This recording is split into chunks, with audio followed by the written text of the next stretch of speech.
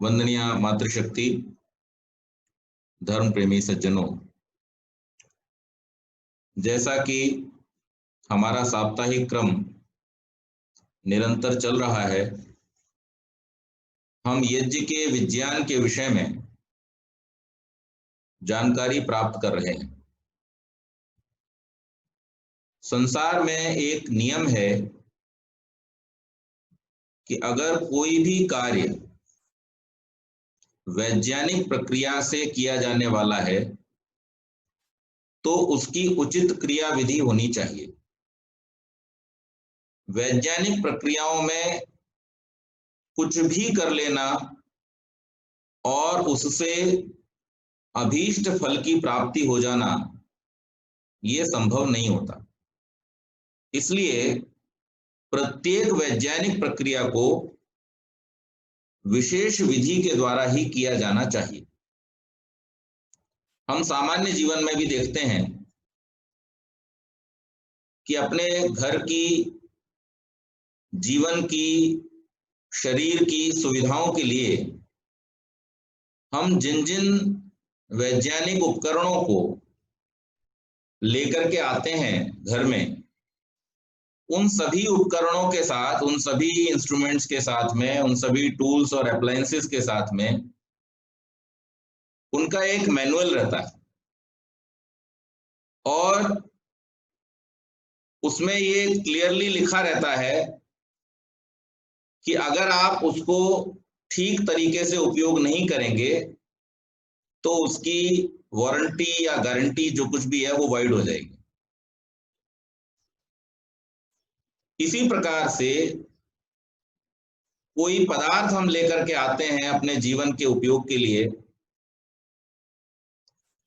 वो दवा के रूप में हो, शरीर को पुष्ट बनाने वाला पदार्थ हो, उसके साथ में भी वैद्य, डॉक्टर या डाइटिशियन हमको ये बता देते हैं कि इसको किस प्रकार से ग्रहण करना है, कितनी मात्रा में ग्रहण करना है और कब ग्रहण करना है। ये तीन चीजें बहुत महत्वपूर्ण होती हैं। बहुत सारी औषधियों को हम ठंडे जल के साथ में ग्रहण करते हैं, बहुत सारी औषधियों को हम गर्म जल के साथ में ग्रहण करते हैं, बहुत सारियों के लिए शहद का प्रमाणिक है, बहुत सारी औषधियां दुग्ध के साथ में ली जाती हैं।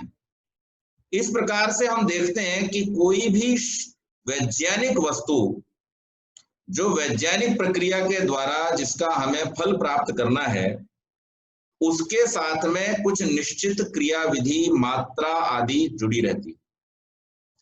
और अगर हम वैसा न करें तो हमें जो अभीष्ट फल प्राप्त होना चाहिए वो प्राप्त नहीं होगा। अब यहां हमें ये विचार करना होगा कि हमारी दृष्टि में यज्ञ एक वैज्ञानिक प्रक्रिया है या नहीं है। तो मैं समझता हूं हम सभी का एक ही उत्तर होगा कि यज्ञ एक वैज्ञानिक प्रक्रिया है और वैज्ञानिक प्रक्रिया होने के कारण से इस यज्ञ को भी एक निश्चित क्रिया विधि के द्वारा जान करके, समझ करके किया जाना चाहिए। इसमें डाले जाने वाले पदार्थों का भी एक निश्चित मिश्रण, एक निश्चित अनुपात होना चाहिए। उसका कारण क्या है? उसका कारण यह है कि यज्ञ सीधे सीधे हमारे जीवन से जुड़ा हुआ है।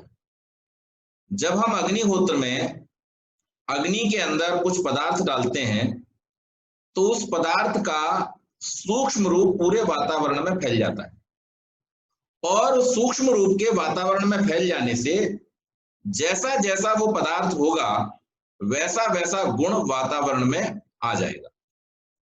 जैसे मान लीजिए घर में हम अग्नि में एक मिर्च डाल दें, चूल्हे की अग्नि में ही डाल दें, वो मिर्च के डालने से क्या होगा?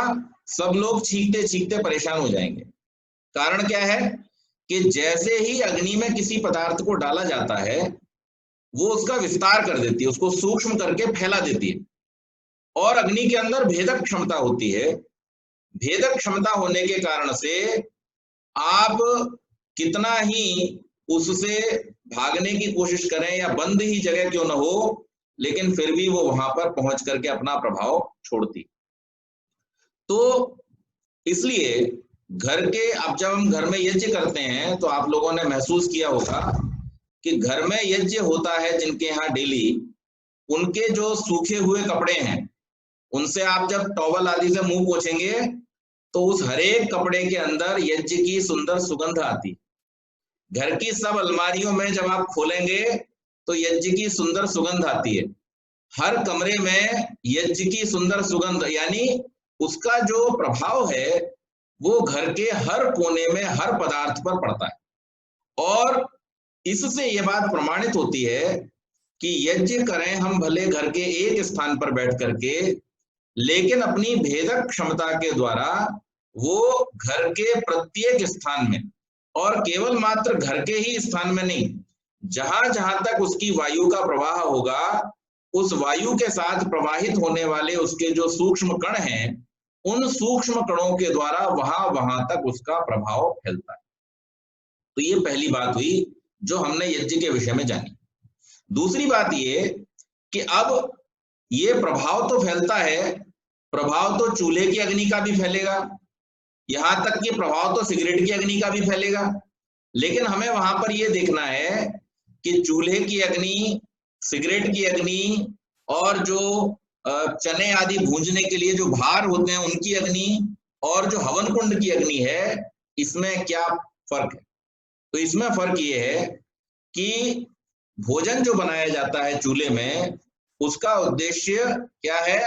अपने लिए भोजन को पकाना है।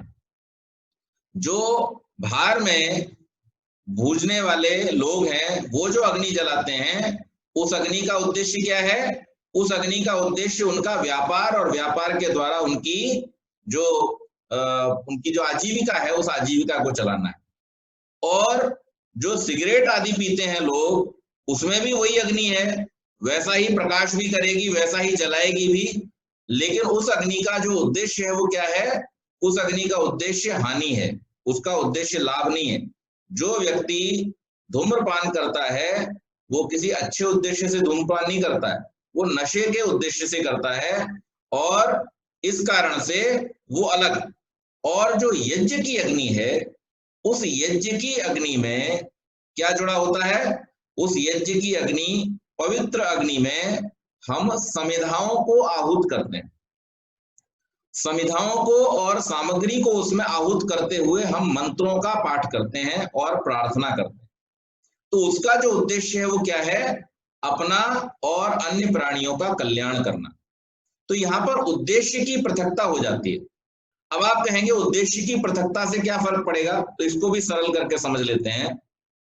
जैसे एक बंदूक, अगर उसमें आप कारतूस भर करके किसी के ऊपर चलाएंगे तो उससे सामने वाले की मृत्यु हो जाएगी। ये एक प्रक्रिया है छोटी सी, बंदूक में कारतूस डालना और कारतूस डाल करके सामने वाले व्यक्ति पर गोली चलाना, और गोली चलाने से उस व्यक्ति की मृत्यु हो जाना। ये एक प्रक्रिया है। लेकिन इस प्रक्रिया को दो स्थानों पर हम चर्चा करेंगे। पहला स्थान है शहर के अंदर एक दुष्ट आदमी के द्वारा किसी से सामान छीनते हुए, किसी के घर में चोरी डकैती करते हुए उस व्यक्ति से छूट करके भागने के लिए उसको गोली मारना। और दूसरा, एक व्यक्ति जो देश की सीमा पर देश की सीमाओं की रक्षा करने के लिए खड़ा है, उस सीमा को लांघने वाले आतंकवादी को, उस सीमा को लांघने वाले राष्ट्र के शत्रु को गोली मारना। अब बंदूक एक जैसी है, गोली एक जैसी है, परिणाम भी एक जैसा है, लेकिन एक को हम सजा देते हैं और दूसरे को हम पुरस्कार देते हैं। इस सजा और पुरस्कार के बीच में जो चीज है वो क्या है? उद्देश्य। उसने किस उद्देश्य से मारा और इसने किस उद्देश्य से मारा। तो जो चीज हानि के उद्देश्य से की गई है वो निश्चित रूप से निंदनीय है, और जो लाभ के, रक्षा के उद्देश्य से की गई है, परोपकार के उद्देश्य से की गई है, वो निश्चित रूप से प्रशंसनीय है। तो इसलिए हमें ये पता चलता है यहाँ कि यज्ञ की अग्नि जो है वो प्रशंसनीय है। यज्ञ में चूंकि परोपकार की भावना, हम क्या कहते हैं यज्ञ के हर मंत्र के साथ में? स्वाहा इदं न मम। हे परमेश्वर, ये जो मैंने साकल्य इस अग्नि में डाला है, स्वाहा, ये अच्छा है और मैंने इसको समर्पित कर दिया है। समर्पित तो मैंने किया है, लेकिन फिर भी मेरे मन में इस बात का कोई अहंकार नहीं है, क्योंकि मैं अच्छी तरह से जानता हूं इदम न मम, ये मेरा तो है ही नहीं। इस संसार में हम जब जन्म लेते हैं और इस संसार से जब हमारी विदा होती है, उन दोनों ही स्थितियों में हमारे हाथ कैसे होते हैं? खाली होते हैं। ना हम कोई भी सामग्री यहाँ लेकर के आते हैं और ना ही कोई भी सामग्री यहाँ से लेकर के जाते हैं।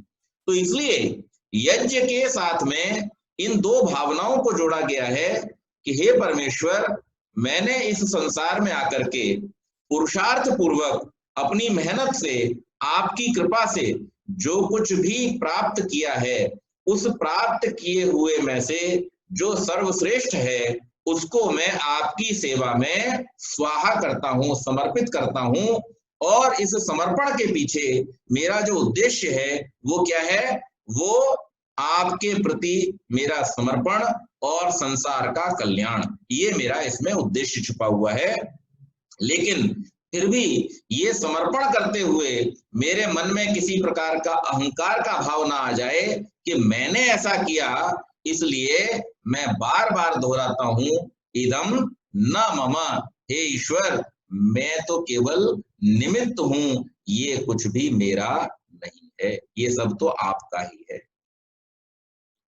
तो यज्ञ के उद्देश्य में और अन्य अग्नियों के उद्देश्य में ये एक डिफरेंस है, ये एक फर्क है। और इस कारण से यज्ञ की अग्नि वंदनीय, प्रशंसनीय, पूजनीय हो जाती है, लेकिन सिगरेट की अग्नि को कोई भी वंदनीय, प्रशंसनीय नहीं कहता। अग्नि वही है, अग्नि अपना कार्य कर रही है, अग्नि जलाने का ही काम करती है, अग्नि विस्तार का ही काम करती है। खाड़ी देशों के युद्ध में जब कच्चे तेल के कुओं में आग लगाई गई थी, तब यही अग्नि थी जिसके द्वारा उन कच्चे तेल के धुएं के विस्तार से आसपास का मीलों का क्षेत्र जो है वो प्रदूषित हो गया। आज भी आप कोई टायर में आग लगा करके छोड़ दीजिए, आप देखिए कई कई किलोमीटर तक उसकी दुर्गंध फैल जाती है, वही अग्नि है। लेकिन जब उसी अग्नि के द्वारा हम यज्ञ करते हैं, अग्निहोत्र करते हैं, और उसमें जब सुंदर अच्छे पदार्थों को डालते हुए सुंदर प्रार्थनाओं को जब हम जोड़ देते हैं, तब वो यज्ञ की अग्नि प्रशंसनीय बन जाती है। और इस प्रकार से वो हमारे जीवन में यज्ञ के द्वारा हमारी जो दो प्रार्थनाएं होती हैं, एक होती है इष्ट की और एक होती है पूर्त की। यज्ञ में हम क्या करते हैं? इष्ट और पूर्त, ये दो प्रकार की प्रार्थनाएं हम यज्ञ में करते हैं। और ये कहां पर हमें पता चलता है कि हम ऐसी करते हैं? हम जब जैसे ही अग्न्याधान करते हैं, अग्न्याधान करते समय हम एक मंत्र बोलते हैं, ओम उद्बुद्ध्य स्वाग्ने प्रतिजाग्रही त्वमिष्टा पूर्ते संसृजेथा मयं च अस्मिन् सदस्ते अद्युत्तरस्मिन् विश्वे देवा यजमानश्च सीदत। वहां पर दो शब्द आए, एक आया है इष्ट और एक आया है पूर्त। ये इष्ट और पूर्त क्या है? इष्ट का अर्थ होता है जो हमारे लिए आवश्यक है। इष्ट का अर्थ क्या है? जो हमारे लिए आवश्यक है। आवश्यक क्या है? मनुष्य के लिए आवश्यक है मोक्ष, मुक्ति। तो यज्ञ में हम जिन मंत्रों के द्वारा प्रार्थना करते हुए स्वाहा और इदं न मम की भावना को वहां पर हम प्रदर्शित करते हैं, उसको केवल प्रदर्शन के स्तर तक न रखते हुए हम जब उसे अपने जीवन में भी आत्मसात कर लेते हैं, और आत्मसात करते हुए हमारे द्वारा किए जाने वाले पुरुषार्थों से हमें जो कुछ भी प्राप्त होता है, उस प्राप्त किए हुए में जब हम केवल और केवल प्रसन्नता का अनुभव करते हैं, जैसे यज्ञ में जब हम जाते हैं या सत्संग आदि में जाते हैं, तो हमें प्रसाद बहुत सारा मिले या थोड़ा सा मिले, दोनों ही स्थितियों में हम दुखी होते हैं या सुखी होते हैं। प्रसाद चाहे थोड़ा सा हो और चाहे बहुत सारा मिले, दोनों ही स्थितियों में हम उसको आनंद पूर्वक ग्रहण करते हैं। उसमें हम किसी प्रकार की ये बात नहीं मानते कि अरे आज तो हमें प्रसाद बहुत थोड़ा सा मिला, ऐसा नहीं होता। जो प्रसाद भी हमको मिलता है उस प्रसाद में हम पूरी श्रद्धा के साथ में, पूरी प्रसन्नता के साथ में उसको ग्रहण करते हैं। ये बात केवल मात्र उस यज्ञ के समय पर ही नहीं होनी चाहिए, ये बात केवल मात्र उस सत्संग के समय पर ही नहीं होनी चाहिए, ये बात हमारे जीवन में पूरी तरह से उतर जानी चाहिए कि हमारे पुरुषार्थ के द्वारा कार्य करते हुए हमें परमात्मा की व्यवस्था से, कृपा से और हमारे प्रारब्ध कर्मों के फल के अनुरूप जो कुछ भी प्राप्त हो रहा है उसको हम प्रसन्नता पूर्वक ग्रहण करें। और ये क्या है? ये एक यम है जिसे संतोष कहा जाता है। जो व्यक्ति जीवन में संतुष्ट नहीं है उसका स्वाहा और इदं नमः केवल मुंह तक रहता है, उसके हृदय से आने वाला नहीं होता। जो व्यक्ति वास्तव में मन से, हृदय से स्वाहा और इदं नमः की भावना को प्रदर्शित करता है, बोलता है, उसके जीवन की सबसे बड़ी विशेषता यही होती है कि वो संतुष्ट होता है। परमेश्वर की व्यवस्था में अपने पूर्ण पुरुषार्थ के बाद उसे जो कुछ भी प्राप्त होता है उसे वो संतोष पूर्वक, प्रसन्नता पूर्वक ग्रहण करता है। ये एक बात। अब यहां पर हमने जब कहा इष्ट, तो इष्ट क्या है? जो हमारे जीवन के लिए आवश्यक है। और मनुष्य जीवन के लिए जो आवश्यक है वो है दुखों से छूट जाना और सुखों को प्राप्त करना। ये जो हमारे सांसारिक सुख हैं, इन सांसारिक सुखों में एक दोष है छोटा सा, और वो छोटा सा दोष क्या है कि ये बहुत कम समय के लिए है, अल्पकालिक है। और इसलिए दर्शनकार ऋषि हमको उपदेश करता है, अथ त्रिविध दुखा अत्यंत निवृत्ति अत्यंत पुरुषार्थ। तीनों प्रकार के जो दुख हैं उन तीनों प्रकार के दुखों से पूरी तरह से छूट जाना, अत्यंत निवृत्ति, लंबे समय के लिए, दीर्घ काल के लिए उनसे जो छूट जाना है, वही मनुष्य के जीवन का अत्यंत पुरुषार्थ अर्थात सबसे अधिक करणीय कार्य है।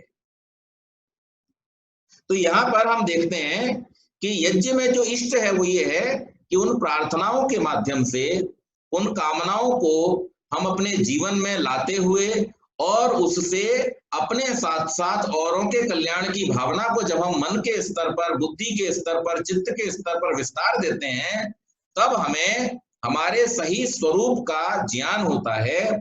और सही स्वरूप का ज्ञान होने से अहिंसा, सत्य, अस्तेय, ब्रह्मचर्य, परिग्रह आदि भावनाओं के विस्तार होने से शौच, संतोष, तप, स्वाध्याय और ईश्वर प्रणिधान, इन नियमों के हमारे मन में स्थापित होने से हमको क्या होता है? हमको वहां पर सुख की उपलब्धि होती है और अपने स्वरूप का हमको ज्ञान होता है कि हम केवल मात्र शरीर के द्वारा नाना प्रकार के पदार्थों को भोग करने के लिए ही इस संसार में नहीं आए हैं, अपितु अपवर्ग भी हमारे जीवन का एक लक्ष्य है, मुक्ति भी हमारे जीवन का लक्ष्य है।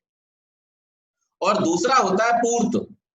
पूर्त का अर्थ होता है कि इस संसार में जीवन जीने के लिए जो आवश्यक पदार्थ हैं और इस संसार में जीवन जीने के लिए रोगों से जो दूर होना है, पुष्टि कारक वातावरण में होना है, उसको बोला जाता है पूर्त।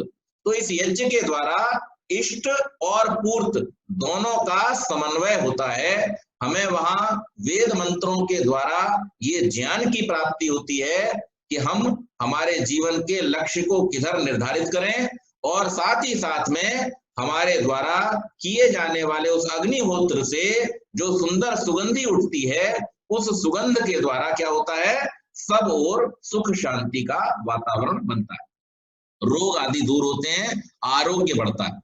तो इस प्रकार से केवल मात्र इतना ही नहीं, अब आप कहेंगे कि केवल मात्र अगर ये मान भी लिया जाए कि यज्ञ की अग्नि के द्वारा जो वातावरण है वो शुद्ध हो जाता है, तो इससे लोगों का कल्याण कैसे हुआ, उनकी आर्थिक व्यवस्था का कल्याण कैसे हुआ?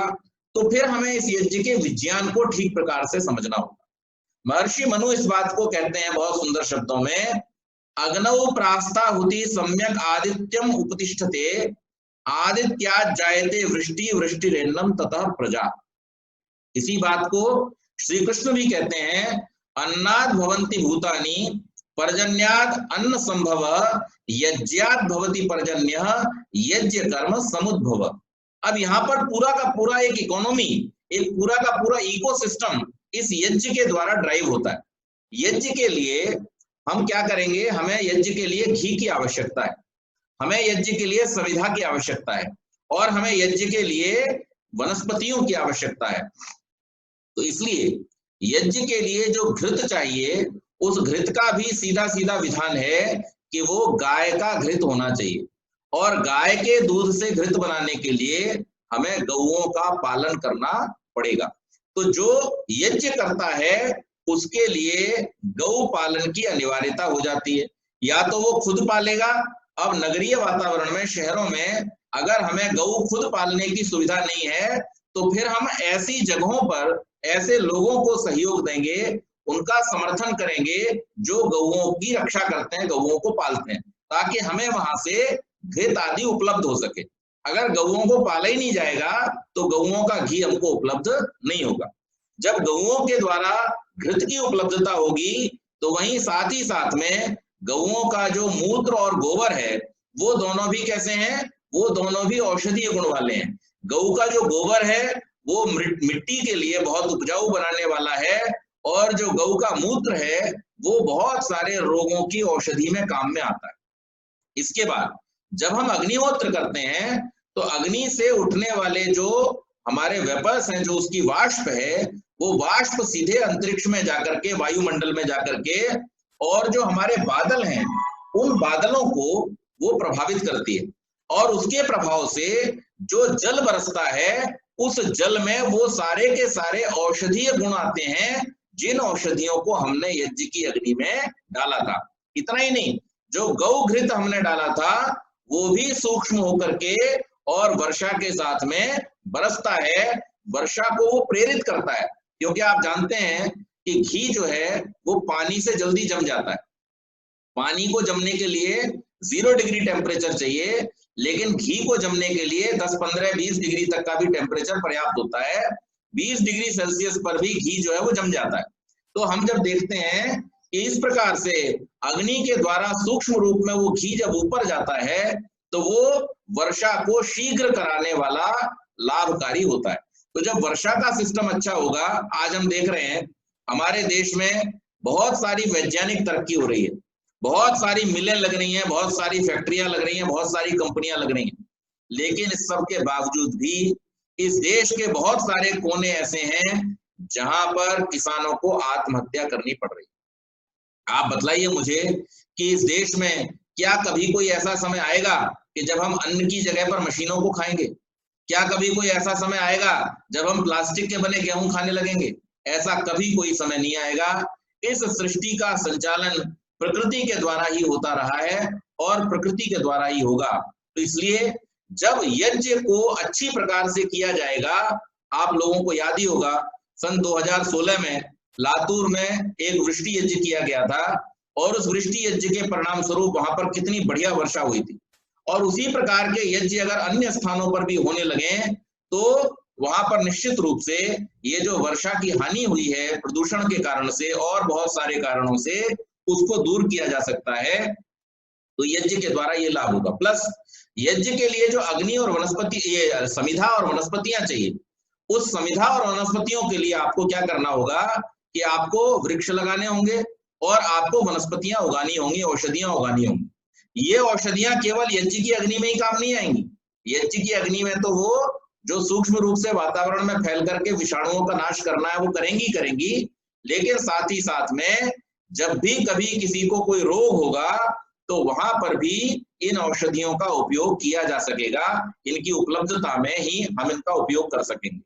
अगर संजीवनी बूटी नाम की औषधि उस समय उपलब्ध न होती तो सुषेण वैद्य भी लक्ष्मण जी के प्राणों को बचा नहीं सकते थे, क्योंकि वो औषधि उपलब्ध थी, और कहाँ उपलब्ध थी उसका उनको ज्ञान था, इसलिए उन्होंने वो मंगा करके उनको जीवन दान दिया।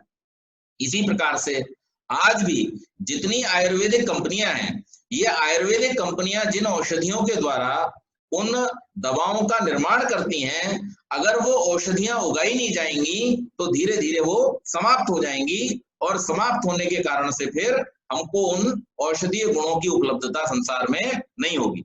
तो इसलिए ये यज्ञ जो है वो केवल मात्र एक कर्म कांड नहीं है, ये पूरी की पूरी एक इकोनॉमी को रन करने वाला प्रोसेस है। केवल आवश्यकता है कि हम इसको समझें, और इसके लिए आवश्यक जो वैज्ञानिक प्रक्रिया है उस वैज्ञानिक प्रक्रिया को अपने जीवन में अपना करके, और हम उसको तरह तरह से, जैसे यज्ञ याग आदि किए जाते हैं, जैसी आवश्यकताओं के लिए, जैसी इष्ट और आपूर्ति के लिए यज्ञ किए जाते हैं, उनके विज्ञान को हम ठीक प्रकार से समझें। यहाँ पर एक और आवश्यकता है बहुत बड़ी, कि जो यज्ञ के वैज्ञानिक हैं, यज्ञ के जानने वाले जानकार आचार्य हैं, उनका संरक्षण किया जाना बहुत आवश्यक है। अगर आप यज्ञों के करने वाले आचार्यों का संरक्षण नहीं करेंगे तो वो भी फिर कहीं इधर उधर अपनी आजीविका ढूंढेंगे, और जो परिश्रम वो करते हैं इन यज्ञों के लिए रिसर्च करने पर, वो परिश्रम भी करने से वो लोग हिचकिचाएंगे। क्योंकि देखिए, हर व्यक्ति संसार में रहते हुए दो प्रकार, इष्ट और आपूर्त, दोनों चीजों की आवश्यकता है। एक और जहां पर वो अपने जीवन की अपवर्ग के लिए प्रयास कर रहा है, वहां पर जब तक वो जीवित है तब तक उसको भोग के लिए भी उपलब्धि होनी चाहिए, अन्यथा उसका कार्य सिद्ध नहीं होगा। तो अगर वो हमें अपवर्ग का मार्ग बतलाते हैं तो हमें कम से कम उनके भोग की व्यवस्था तो करनी ही चाहिए। तो इस प्रकार से ये यज्ञ के विज्ञान के द्वारा सबकी रक्षा होती है। अब आज का जो विषय है उस विषय के पास हम आते हैं कि यज्ञ के अंदर किस प्रकार की सामग्री और समिधा का उपयोग हमें करना चाहिए। तो देखिए, साधारण रूप से जिन वृक्षों की समिधाओं का प्रयोग किया जाता है उनमें सबसे पहले नाम आता है आम का। आम का नाम सबसे पहले क्यों है? क्योंकि आम एक तो बहुतायत में उपलब्ध है, दूसरे आम की एक विशेषता है कि थोड़े थोड़े समय पर उसकी जो लकड़ियां हैं वो अपने आप गिरती रहती हैं। आम के वृक्ष जिन लोगों ने बागों में जाकर के देखे हैं या जो ग्रामीण परिवेश में रहे हैं उनको पता है कि आम एक ऐसा वृक्ष है कि उसमें समिधा, लकड़ियां जो है उसकी, वो थोड़े थोड़े समय पर अपने आप टूट टूट करके गिरती रहती हैं। तो उसकी समिधा सबसे अधिक उपलब्ध होती है इस कारण से, और सबसे ज्यादा बहुतायत में वो पाया जाता है, इसलिए भी उसको आम को सबसे पहले रखा गया है। दूसरे, आम के गुण क्या हैं वो भी सुन लीजिए। तो उसकी अग्नि में डालने से समिधा से क्या क्या लाभ होगा। आम की जो जड़ और छाल है वो अतिसार यानी दस्त जो होता है उन दस्त के रोगों में प्रयोग की जाती है। सफरा, कफ, और जो हमारे मसूड़ों और दांत के दर्द, बदहजमी, दस्त, मरोड़ और आंखों के रोग जो होते हैं, इसमें आम के पत्ते बहुत लाभकारी होते हैं।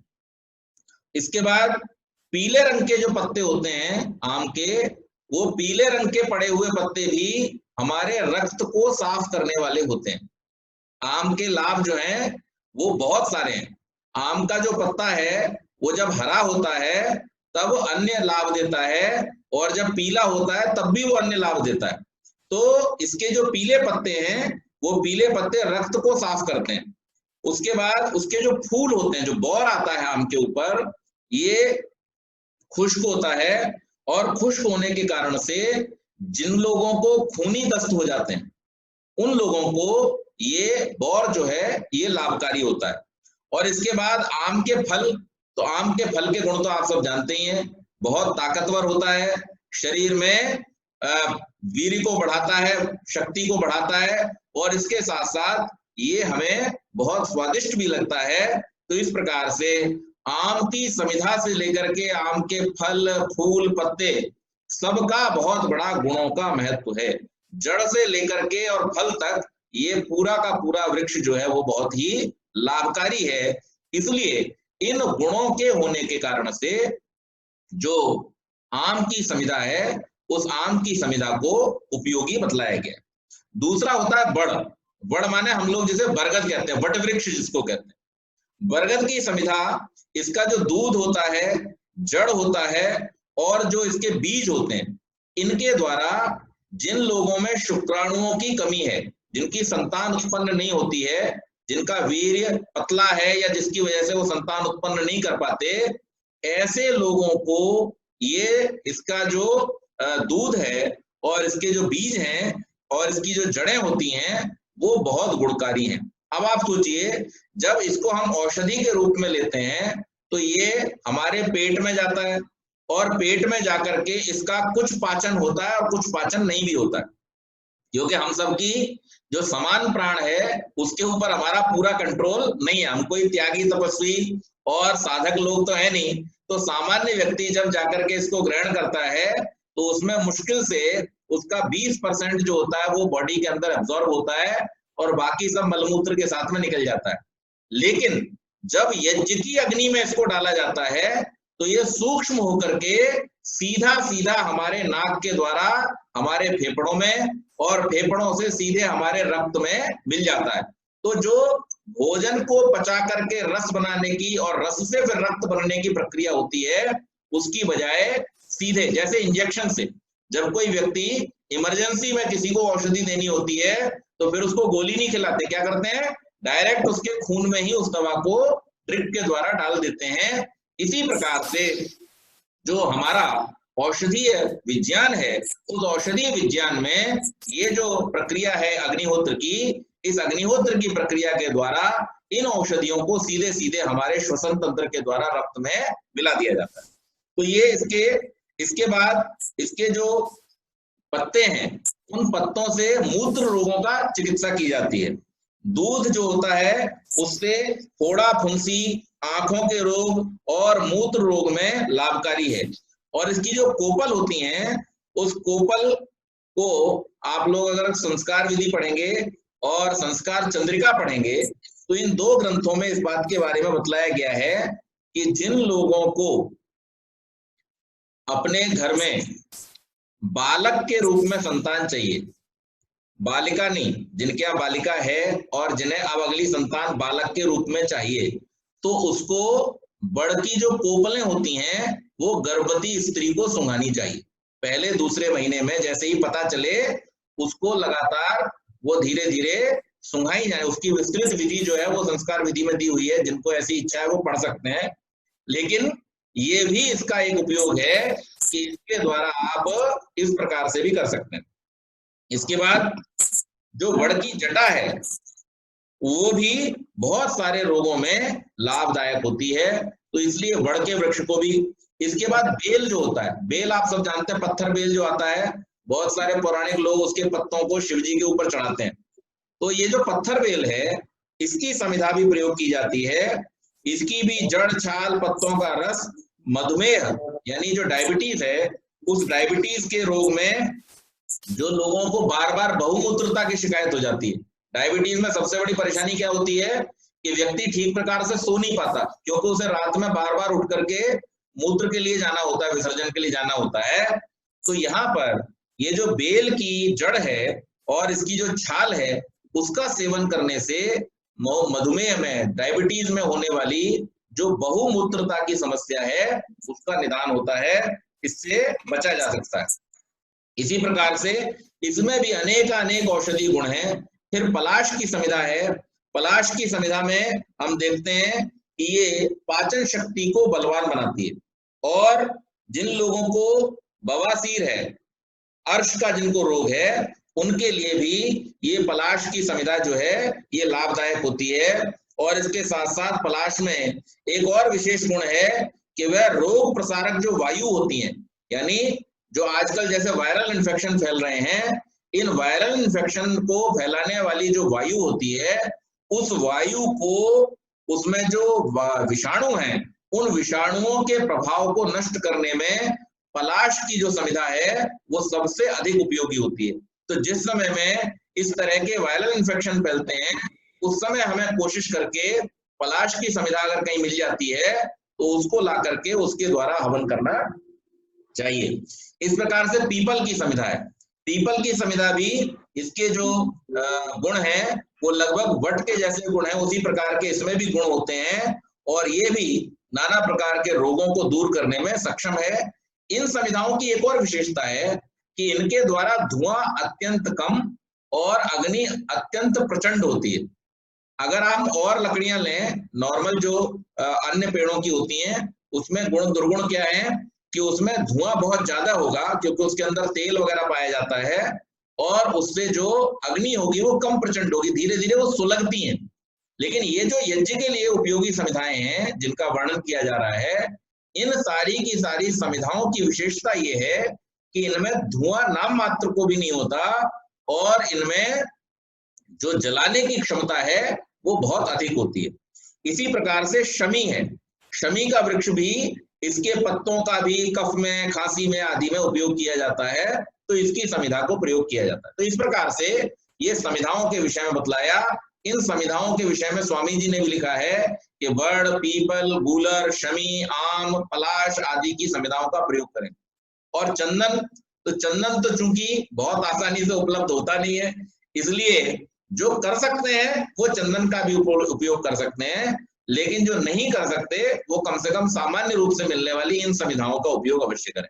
कुछ भी ढैंचे वगैरह की जो बाजार में मिलती हैं उनको ला करके यज्ञ करना लाभदायक नहीं है, उससे हानि होती है। और इसी प्रकार से किए जाने वाले यज्ञों के कारण, क्योंकि बहुत सारे मैंने पौराणिक भाइयों को देखा है जो पुरोहित लोग हैं वो अपनी सुविधा के लिए थोड़ा मेहनत नहीं करते, आम आदि की जहां समिधाएं मिलती हैं, विशेष रूप से आर्य समाजों में तो सब जगह आम की समिधा उपलब्ध हम लोग कराते ही हैं, पीपल और वड़ की समिधा भी उपलब्ध होती है वहां पर, लेकिन वो लोग अपनी सुविधा के लिए बाजार में जो 5-5 रुपए के ढैंचे की लकड़ी के बंडल मिलते हैं, वो ढैंचे की लकड़ी को ले जाकर के यज्ञ करते हैं, और जब परिवारों में उससे धुआं होता है तो उससे लोगों के मन में जो यज्ञ के प्रति श्रद्धा है वो खत्म होती है कि भाई इससे तो धुआं होता है। आजकल आप देख रहे होंगे फेसबुक पे भी बहुत सारे लोग जो है इस तरह की अनर्गल बातें करते हैं कि यज्ञ से पर्यावरण शुद्ध कैसे हो सकता है, इससे तो धुआं होता है।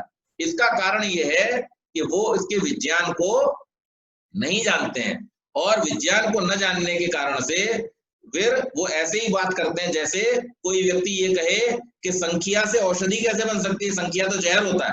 लेकिन ये तो आयुर्वेद के जानने वाले लोग जानते हैं कि जिस संखिया को बिना मात्रा के ज्ञान के लिए खा लिया जाए तो वो जहर का काम करता है, लेकिन उसी संखिया को जब औषधियों में संस्कारित करके प्रयोग किया जाता है तो वही हमारे जीवन के लिए रक्षक भी बन जाता है। तो ये तो विज्ञान की बात है, इसको ठीक प्रकार से क्रिया विधि के साथ में बिना जाने अगर कोई करेगा तो उसको नुकसान होगा, और ठीक प्रकार से क्रिया विधि को जान करके अगर कोई करेगा तो उसको उसका यथेष्ट लाभ प्राप्त होगा। अब हम अगला जो चीज है वो है हमारी सामग्री। तो सामग्री के विषय में हम जानने का प्रयास करेंगे। ऋतु अनुकूल जो हवन सामग्री है उसका भी हमें ध्यान रखना चाहिए। आजकल हम देखते हैं कि जो यज्ञ करने वाले लोग भी हैं उनका सामग्री के विषय में जो पुरुषार्थ होना चाहिए वो लगभग समाप्त हो गया। न तो हम जानने की कोशिश करते हैं और ना ही हम ये कोशिश करते हैं कि जहां से हम सामग्री क्रय कर रहे हैं, खरीद रहे हैं, उस सामग्री वाले बनाने वाले व्यक्ति को हम ये निर्देश दें कि भाई हमारे पास में ये एक लिस्ट है, हमारी सामग्री में आप इन पदार्थों को मिला करके तैयार कीजिए। भले वो थोड़ी महंगी हो, आप उसे कम मात्रा में इस्तेमाल करें, लेकिन वो जो सामग्री होगी उससे आपको विशेष लाभ होगा। हमारे आदरणीय भाई साहब भूपेश जी बैठे हुए हैं, हम लोगों ने, मैं जब वहां मुलुंड कॉलोनी में रहता था तो स्पेशल ऑर्डर पर हमने एक सामग्री बनवाई थी, लगभग 200 किलो सामग्री हमने मंगवाई थी, और उस सामग्री की जब खुशबू होती थी तो वो पता चलता था कि दूर तक कि उसका किस प्रकार का प्रभाव है। तो जब हम इस पर थोड़ा सा पुरुषार्थ करते हैं, थोड़ा हम जानकारी लेते हैं, थोड़ी महंगी पड़ेगी, जो सामान्य सामग्री 50-60 रुपए किलो आती है ये थोड़ी 300-400 रुपए किलो पड़ती है, लेकिन भले आप बहुत सारा बुरादा जलाएं, बहुत सारा धुआं करें, उसकी बजाय आप थोड़े में अच्छी औषधियों के द्वारा ज्यादा लाभ प्राप्त कर सकते हैं। तो इसलिए मात्रा भले थोड़ी कम कर ली जाए, लेकिन उसमें उसकी क्वालिटी में किसी प्रकार का कंप्रोमाइज होना नहीं चाहिए। तो बसंत ऋतु में जहां से हमारा वर्ष शुरू होता है उसमें जो सामग्री है उसमें छलीरा, तालीस पत्र, पत्रज, दाख, दाख मतलब द्राक्ष जिसे हम अंगूर बोलते हैं, या किशमिश, लज्जावती, शीतल चीनी, कपूर, चीड़, देवदार, गिलोय, अगर, तगर, केसर, इंद्रजौ, गुग्गुल, कस्तूरी, तीनों प्रकार के चंदन, जावित्री, जायफल, धूप, पुष्कर मूल, कमलगट्टा, मजीठ, बन कचूर, दालचीनी, गूलर की छाल, तेजफल, शंखपुष्पी, चिरायता, खस, गोखरू, खांड, गोघृत, ऋतुफल, भात या मोहनभोग और समिधा।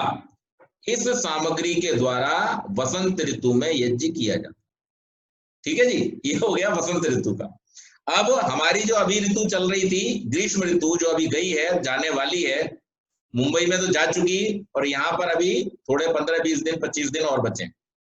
ग्रीष्म ऋतु में मुरा, वायबिडंग, कपूर, चिरौंजी, नागरमोथा, पीला चंदन, छलीरा, निर्मली, शतावर, गिलोय, धूप, दालचीनी, लवंग, कस्तूरी, चंदन, तगर, भोजपत्र, भात, कुशा की जड़, तालीस पत्र, पद्माक, दारू हल्दी, लाल चंदन, मजीठ, शिलारस, केसर, जटामासी, नेत्रवाला, इलायची बड़ी, उन्नाव आंवले, मूंग के लड्डू या चंदन चूर। जो भोग मोहन भोग हम इस्तेमाल करते हैं इस समय में कौन सा होना चाहिए? मूंग दाल के लड्डू जो होते हैं या मूंग दाल का हलवा, उसका। क्यों?